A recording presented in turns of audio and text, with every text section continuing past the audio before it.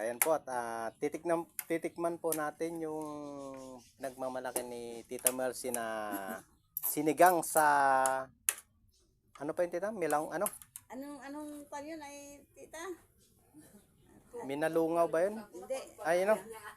Yung dahon po na ano? Patuan. Ayun. Patuan. Ang patuan yan po. Ito po titikman po muna natin yung pinagmamalaki Patuan nilang atay sabi nila. sinigang sa Dahon ng dahon batuan. ng batuan. Yun, batuan po, batuan. Yan. Sa mga nakatikim na po ng ganito, paki-comment nyo na lang po. Dahon ng batuan. Dahon ng batuan po. Tignan po natin kung anong... Kasi first time lang din po natin makatikim ng sinigang na ganun. Sa dahon na ganun. Dati sampalok. Opo. Yung po ang karaniwan na ano, sampalok po eh. Yung pinang sisigang po talaga, sampalok. Yan, kasabay po natin kumain si Tita Mercy. Ano. Kain po tayo. Ayun po.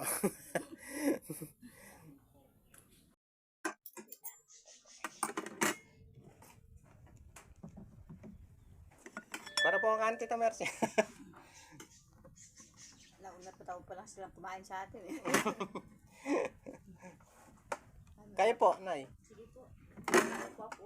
Nauna daw sila kumain. Masarap daw pala yung Sinigang sa batuan. iba-iba ang tawag nila dyan eh. Merong ano tawag. Iba-iba. Tikman po natin yung sabaw. Tara po, kain po tayo mga idol. Kaya shoutout po sa mga kumakain ng sinigang sinabawan sa batuan.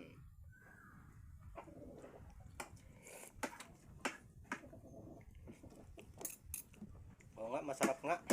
Maasim nga. Lalo na sa labuyo. Ay, sala. Yung ano po, no? Sa manok na labuyo. Opo. Masarap.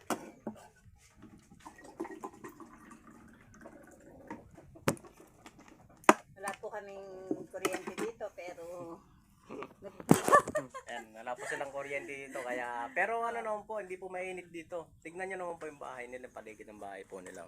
pero ang kwan po, ang tubig namin nagyeyelo. Oo nga po eh. Tignan niyo naman. Ito po. Nagyayelo po ang tubig nila dito. Diyan po kayo magtataka, but nasa gitna ng bundok pero yung tubig yelo po. Ayun po. Tsaka napaka-presko po ng lugar nila, yung bahay po. Tingnan nyo po. Talagang probinsya po talaga dito. Si Tita Mercy po kasi talagang probinsyana po talaga. Nagsawa na po kasi ako sa kanya sa pagdating mo sa Giginto, Yun. simento. Oh. Opo. Gusto ko talaga, pangarap ko po yung bahay na kwan. Hindi simento. Ayo, yung ganitong bahay po tita, no? Pagtanda ko, pangarap ko po talaga ito. Na doon kasi puro simento na. Opo. Sabi ko pag nagretiro ako, gusto ko talagang yung ibalik natin yung ating kabataan. Oo. Na modern. Yun ang the best talaga na pamumuhay. Yung kabataan natin noon na hindi na pinako ng mga bata. Kaya mga apo ko gusto rin dito. Kasi nga dito kahit na yung init na nararamdaman natin dito hindi gaano. Opo. Tsaka dito kasi yung mga bata na po, mga apo ni Tita Mercy, hindi mo masasani talaga sa ano ngayon, sa katulad ng sa syudad na ang hawak laging gadget. Oo, yun ang iniwas ko sa kanila. Dito Kaya pagdating ng bakasyon dito sila. Opo. Matututo sila na kung paanong pamumuhay sa probinsya. Yun ang isa sa matututunan po nila. Hindi yung ibang kabataan po kasi ngayon puro gadget. Gadget na ang laging hawak. Kaya pag nautusan, galit na. Gagalit. Dito pagdating sa umaga, yung pinakamaliit namin dito, meron ng dala-dalang pangkain ng manok. Ayun. Nagpapakain. Yun sa isa sa matutunan po ng bata dito. Yung mga buhay probinsya. Kasi yan po dapat naman talagang tuturo dito sa mga bata eh. Buhay probinsya po. Saka yung laro natin nun, wala na. Wala na sa mga bata. Wala na ba? Puro ano po eh. Puro... Gadget na. Hindi na sila nagkakon ngayon noon tumbang preso. Opo. Yeah. Yung piko, yan. Piko. Ngayon dito na paglalaroan nila, tagu-taguan. Tagu-taguan, yan. Lalaro sila dito. Para ba, bang Di, kain ka na. samahan niyo po kami Tita Mercy habang kumakain, nagkakwentuhan po tayo.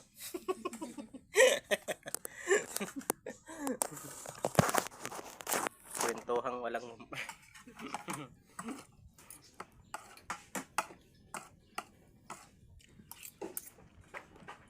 masarap po yung ano. Si Soto, kamukha nung kanyang kapatid eh. Opo. Dalawa lang naman sila magkapatid na lalaki. Magkamukha siya. Mm. Kala ko nga kapatid ka rin eh. Medyo Hindi po. eh. Dahil magkakasama lagi Opo. siguro. Nandito yung t-shirt mo na pang lalakad mo mamaya. May dala na akong pang bihis mo. Tagal na po kami magkakasama yan, nila Soto po. Mm.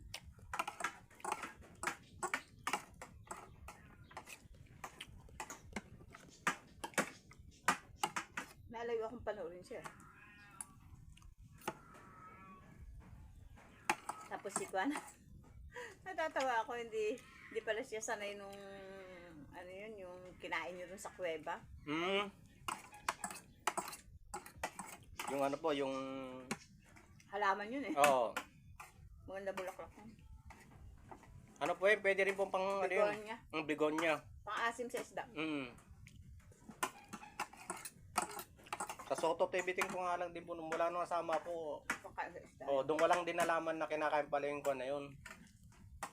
Yung halaman na yun. Begonia na Opo. yun. Tsaka nalaman ko lang din sa kanila yung pangalan. Halaman. Kasi yung nanay ko may mga tanim po nun eh. Noon, oo. Oh, eh ngayon Ganda po ng eh, bulaklak mo. hindi ko po alam na kinakain pala yung kahit na ano. Pinangka ko nila sa isda. Mm. Pero yung dahon niya po medyo maani. Mapait-pait, parang mapaklaga ng mapait.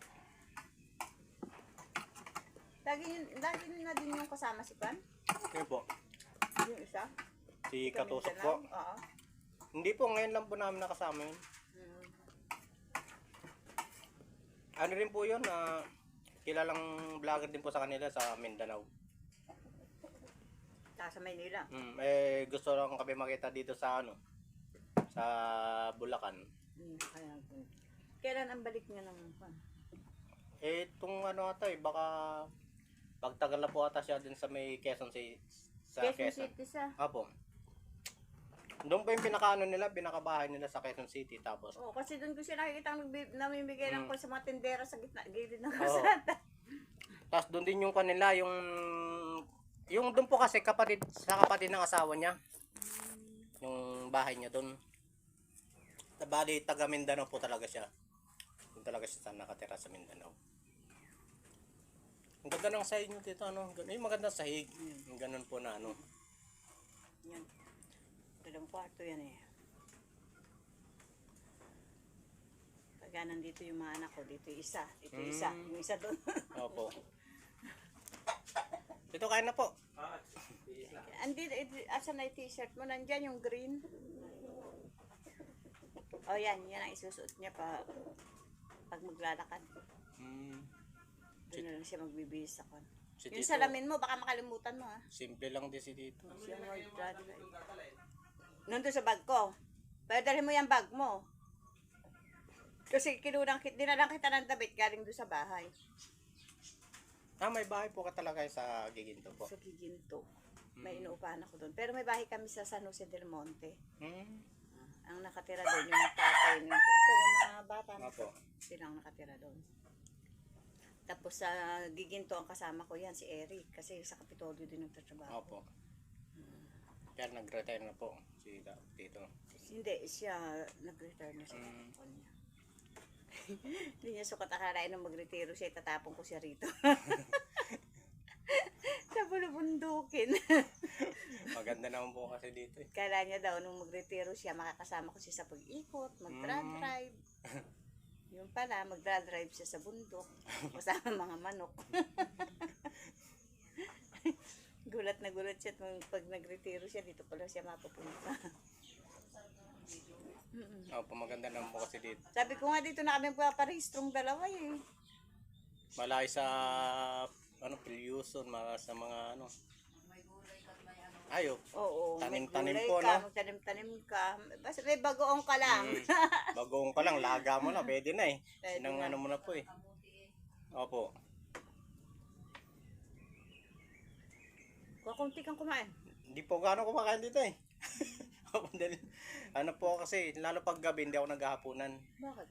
Ala po eh, nakakatakot kasi tumaba. Tumaba, dati po kasi, ang lakas ko kumain, tapos bigla akong tumaba. Eh, pag katulad nito, pag ganito na ano, nagpa-vlog kami. Ako naman, kaya kinokontrol ko yung rice kasi yung sugar ko. Oo, malakas po sa sugar yan eh.